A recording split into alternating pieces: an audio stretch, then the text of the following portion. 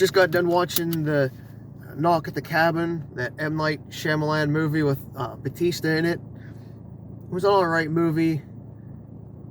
Wasn't super great, but I mean, it was something to go see in the theaters. It's worth seeing in the theaters and worth your money if you have like an hour and a half, 2 hours to see it.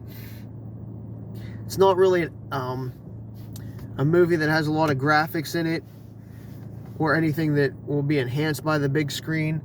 It's just got that kind of like a weird plot to it that you're, I guess, expected from M. Night Shyamalan, or however you say his name. Basically, give you a quick rundown. It's set at this cabin in the woods in Pennsylvania, and these 4 people come and give an option to this couple for one of them to kill the other one to save the world. They actually have a daughter as well. It's 2 guys as the couple. That's sort of, I don't want to say the basis of the movie, but it plays into the storytelling a little bit because they think they're being targeted for their, for it being, I'm trying to, not to sound weird here, but like it's because they're 2 guys together. They think, part of the movie, the one guy thinks they're being targeted because it's a couple, you know, we'll say a gay couple. But you find out it's really not. It's just more or less about like the true love and they have, and one of them has to kill the other one to save the world. You find out at the very end, it's basically like the 4 people that come, Rupert Grint, Batista, and the other 2 actors, they're like the 4 horsemen. And so every time each one of them dies, another apocalyptic thing happens.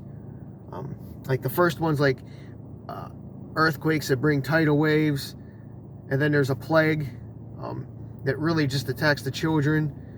At least that's what the movie did. And then the third one is planes dropping out of the sky. The fourth one is like fires, and it's supposed to be like the end, like a post-apocalyptic thing after the 4 die. And they only have a couple minutes to make that decision in the end. But there's time in between each apocalypse for them to decide if one of them is going to kill the other one. So it's just not like bam, bam. They do try to escape a couple times.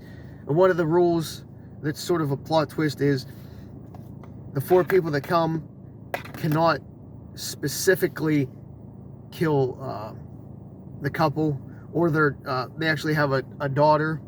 Like, they can't do it themselves. They actually have to choose which family member dies. And you sort of think that it's just like a cult or just some brainwashing, but in the end, you really do understand that it's something that needs to be done to save the world, and they actually do go through with it at the end, because they also realize that, you know, the things just aren't pre-recorded or predisposed or whatever you want to call it. I don't know. I mean, it's a good movie. There's a couple small plot twists, but not like some huge plot twist that completely changes your mind or the way you think about the movie. It's just weird that the 4 people end up killing themselves because the couple wouldn't go through it. They'd always say no.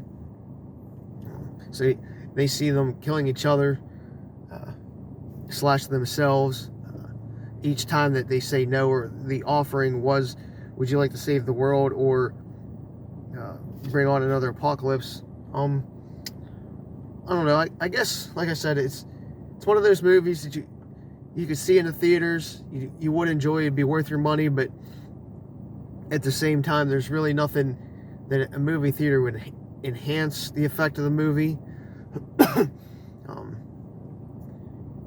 I mean, I guess I enjoyed it. You know, it was your above average movie that you're gonna see, so it's something to do. You probably wouldn't need to see it 3 or 4 times. Once is enough. Then maybe a couple years down the road, see it again. Really not much else to say. It was just, I don't know, just a decent movie to go see. And if you have nothing else to do, or want a night out. But don't expect anything really explosive or a bunch of plot twists or, you know, a bunch of graphics or CGI, because you won't get that. Again, it's basically just in that little,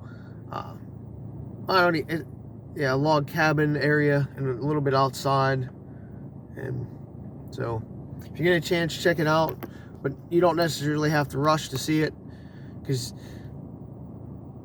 you really ain't going to miss much if you don't see it right away and wait till it comes out or stream.